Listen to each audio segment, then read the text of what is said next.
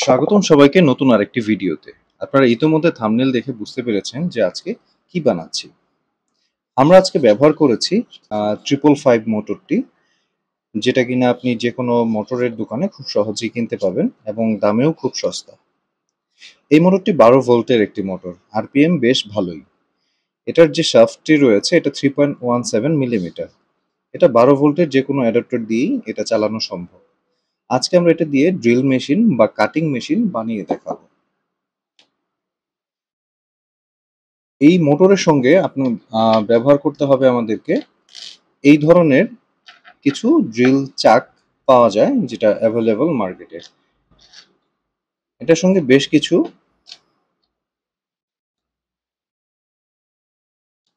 Adapter থাকে, যেগুলো হচ্ছে বিভিন্ন সাইজের। আপনি বিট বসানোর জন্য এগুলোতে ইউজ করা যায় 2 মিলিমিটার, 1 মিলিমিটার বা তার থেকেও ছোট বিট এখানে ব্যবহার করা যায়।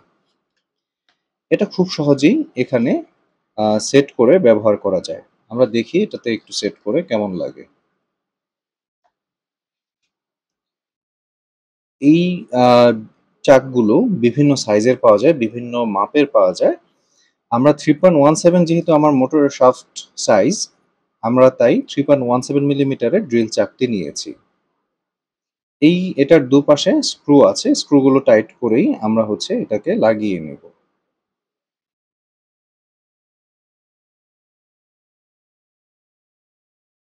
টাইট করার জন্য এটার সাথে খুব চমৎকার একটি কি দেওয়া আছে। বাস, এটা টাইট হয়ে গেল। আমি 2 মিলিমিটারের একটি ড্রিল বিট নিয়েছি টেস্ট করার জন্য। এটার সাইজের যেটি আছে এটাকে দিয়ে এভাবে বসিয়ে নিব।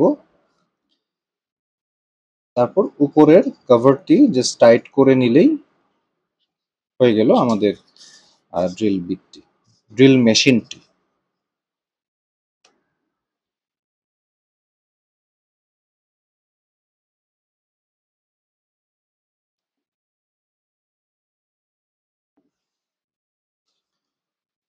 আমরা এটাতে হচ্ছে ড্রিল চাকটি সেট করে নিয়েছি। এবার এটার মধ্যে আমরা বিটটি বসিয়ে দেখব কিভাবে বসাতে হয়। এইটার সাইজের যে বিটটি আছে, হ্যাঁ, এটা 2 মিলিমিটারের বিট। এটার ভিতরে বিটটা আমরা ভরে এইভাবে আমরা কানেক্ট করে দেব। টাইট করে নিলেই হয়ে গেল আমাদের ড্রিল মেশিন। এটাকে আমরা চাইলে এখন ব্যাটারির সঙ্গে কানেক্ট করে আমরা ব্যবহার করতে পারি। পজিটিভে দিয়ে দিলাম, নেগেটিভটা বাইরে। দেখুন, এটা কিন্তু কাজ করছে, যে কোনো কিছু ইজিলি ড্রিল করা যাবে।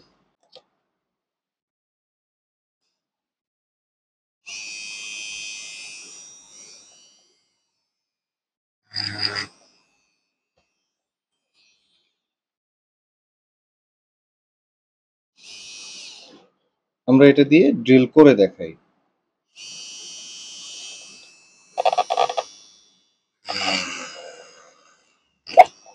খুব সহজেই আমার এটা ড্রিল হয়ে গেল। এটা যে কোনো হচ্ছে 12 ভোল্টের 2 এম্পিয়ার অ্যাডাপ্টার দিয়ে চালানো যাবে। এটা মূলত 5 এম্পিয়ার যদি আমরা অ্যাডাপ্টার ব্যবহার করি, খুব ভালো আউটপুট পাওয়া যাবে, ভালো টর্ক পাওয়া যাবে। এবার এটাকে তো এভাবে ব্যবহার করা যায় না। এটার জন্য আমরা হচ্ছে একটা কেসিং বানানোর চেষ্টা করব, যেটা কিনা দেখতে হ্যান্ডি হবে বা হচ্ছে নর্মাল ড্রিলের মতো হবে, যেটা দিয়ে আমরা সহজে এটাকে ব্যবহার করতে পারবো। আপাতত এটার আমরা বিটটা খুলে রাখছি। এটাকে আমরা একটা পাইপে বসিয়ে দিব। এটার জন্য আমরা এটার সাইজের একটি পাইপ সংগ্রহ করেছি, এটার মধ্যে সেট করে নেব।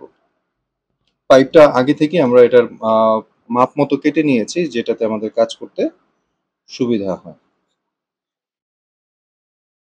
মোটামুটি হয়েই গিয়েছে, বাট একটু হালকা একটু লুজ মনে হচ্ছে।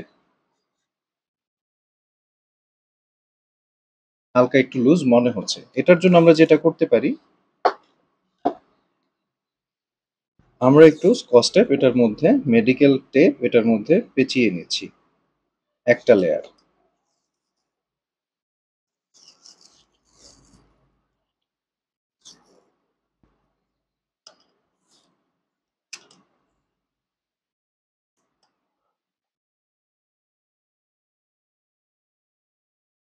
এবার দেখা যাক এটা আমাদের প্রপারলি হয় কিনা। তারপরেও একটু লুজ মনে হচ্ছে। আমরা এটার জন্য আরেকটি লেয়ার এখানে পেঁচিয়ে নিব।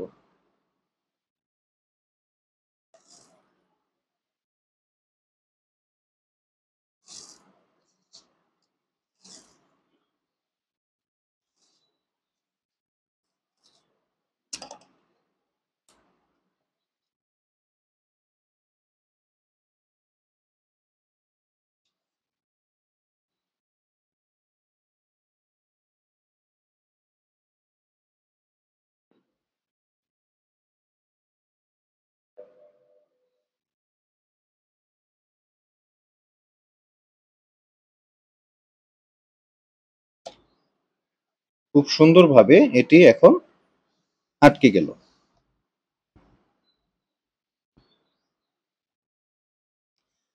আমরা যেহেতু এটা এটাতে সুইচ ব্যবহার করব একটি, তার জন্য এটার মাপ মতো অলরেডি এখানে আমরা কেটে নিয়েছি যেন সুইচটা বসানো যায়।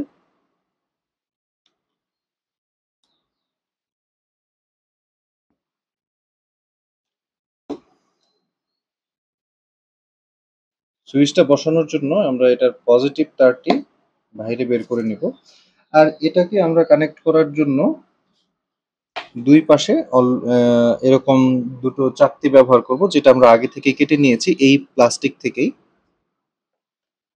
এটার এখানে দুটো ছিদ্র আমরা করে নিয়েছি। মোটরের এখানে যে দুটো বোল্ট লাগানোর জায়গা আছে সেখানে আমরা এটাকে ব্যবহার করব।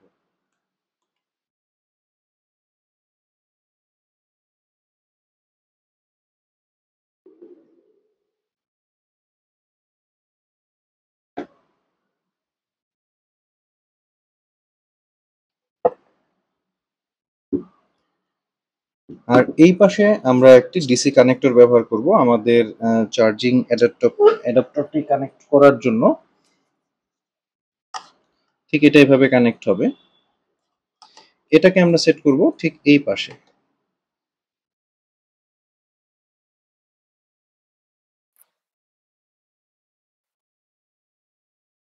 এটা সঙ্গে থাকা স্ক্রুটি দিয়েই, সরি, এটা সঙ্গে থাকা নাটটি দিয়েই আমরা এটাকে আটকে দিচ্ছি।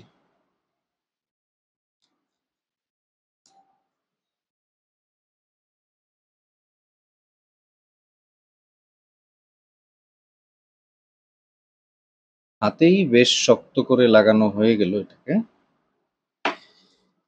এবার কিছুটা সোল্ডারিং করে নেবার পালা।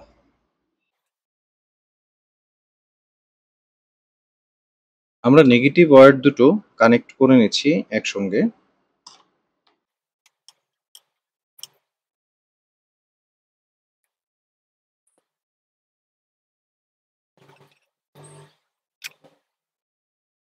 এটাতে আমরা কভার ব্যবহার করব, ইনসুলেটর।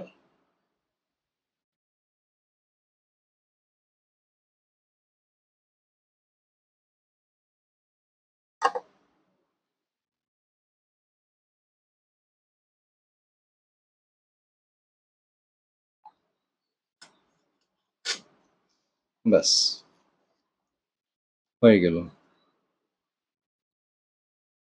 এবার আমরা সুইচের সঙ্গে কানেক্ট করে নেব।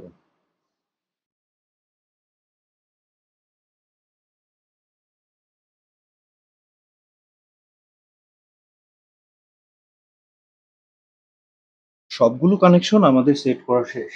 এবার সবগুলো গ্লু লাগিয়ে নেওয়ার পূর্বে এবার একটু চেক করে দেখার পালা।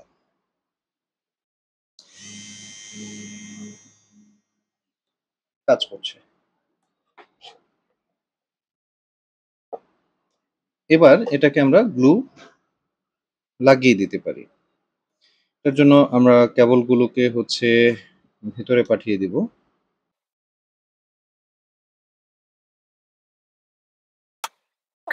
আমাদের সুইচটি সেট হয়ে গেল।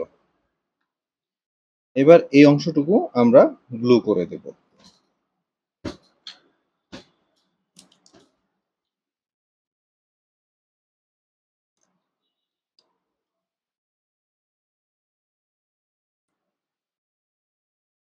গ্লু সবসময় সতর্কতার সঙ্গে ব্যবহার করা উচিত, না হলে যে কোনো ধরনের দুর্ঘটনা ঘটতে পারে।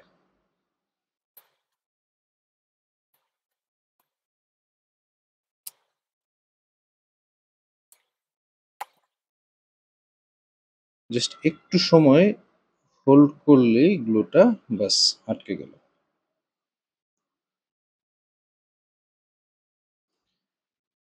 যেন মোটরটি ভিতরে না চলে যায় সেজন্য আমরা এই পাশটাতে কিছুটা গ্লু দিয়ে দিব।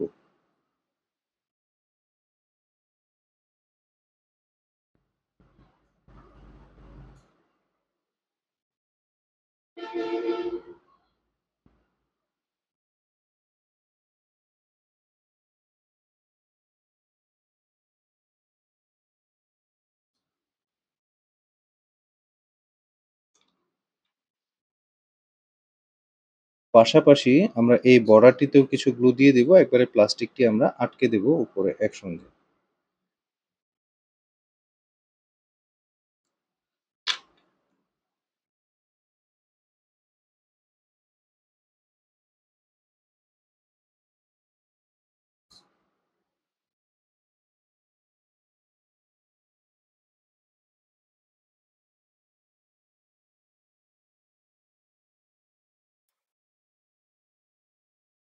কিছুটা সময় হোল্ড করলেই গ্লুটি ঠিকমতো আটকে যাবে।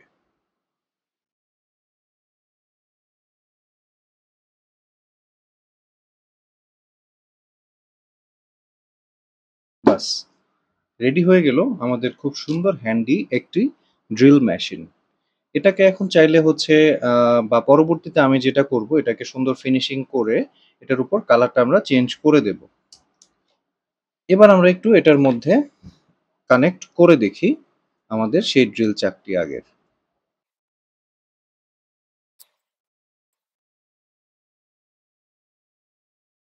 রেডি হয়ে গেল আমাদের ড্রিল মেশিনটি। আমরা এটাকে রেডি হয়ে গেল আমাদের ড্রিল মেশিনটি। এটা দিয়ে আমরা হচ্ছে যে কোনো কিছু এখন খুব সহজেই ড্রিল করতে পারবো। চাইলে এটার মধ্যে যদি আমরা 5 এম্পিয়ারের অ্যাডাপ্টার ইউজ করি তাহলে টর্ক অনেক বেশি পাওয়া যাবে এবং হচ্ছে ড্রিলটা খুব স্মুথ হবে।